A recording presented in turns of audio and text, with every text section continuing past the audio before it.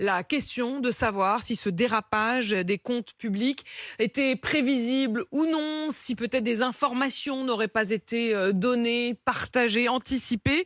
Est-ce que vous allez convoquer Bruno Le Maire ? Bien sûr, c'est un des acteurs de cette crise majeure qui frappe notre pays et qui a un coût considérable puisque nous avons 52 milliards d'euros de plus de déficit que ceux qui avaient été prévus. Je vous rappelle les chiffres, 4,4% annoncés dans la loi de finances initiale. Et au final, nous aurons vraisemblablement 6,1 ou 6,2%. Ça fait un écart de 52 milliards. C'est l'équivalent du budget de la Défense. C'est 2,5 fois le budget du ministère de l'Intérieur. Donc nous sommes dans un dérapage majeur qui a des conséquences extrêmement graves pour notre pays.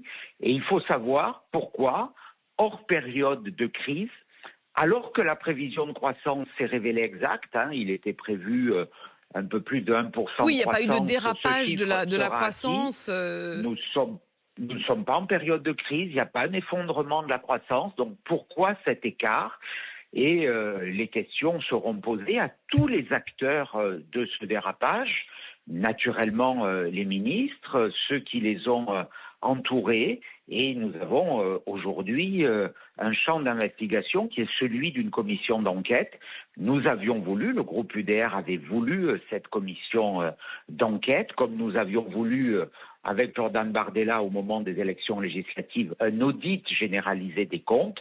Tout ce que nous avons dit au moment des élections législatives et qui a été soigneusement dissimulé par le gouvernement précédent, eh bien malheureusement se révèle aujourd'hui en pleine lumière. Alors quand vous dites dissimuler, quand vous dites dissimuler, Éric Ciotti, c'est évidemment aussi cette question-là. C'est pas juste, comment on s'en est retrouvé avec ces 52 milliards. C'est ce sous-entendu très lourd. Certains parlent même d'un mensonge de la part du gouvernement précédent. Qu'est-ce que vous redoutez de découvrir ? Nous voulons découvrir la vérité. Nous voulons savoir pourquoi il y a cet écart et éventuellement si des personnes volontairement ont dissimulé des éléments comptables, notamment avant les élections européennes. Pourquoi ? Parce que c'était les élections ? Parce que c'était un cadre de campagne ? Parce qu'il ne fallait pas inquiéter les Français outre mesure ? Il suffit d'écouter les discours du président de la République, du ministre de l'économie de l'époque, qui dénonçait les manipulations, les mensonges, qui alertait les Français avec des airs enflammés en disant si la coalition des droites est élue, ça sera une crise financière majeure. Eh bien, cette crise, ce sont eux qui l'ont provoquée. Donc, nous allons rechercher, à la fois sur pièce, mais également dans les auditions, tous les éléments qui doivent nous permettre non seulement d'obtenir la vérité, mais, et pour moi c'est essentiel, de bâtir une nouvelle politique.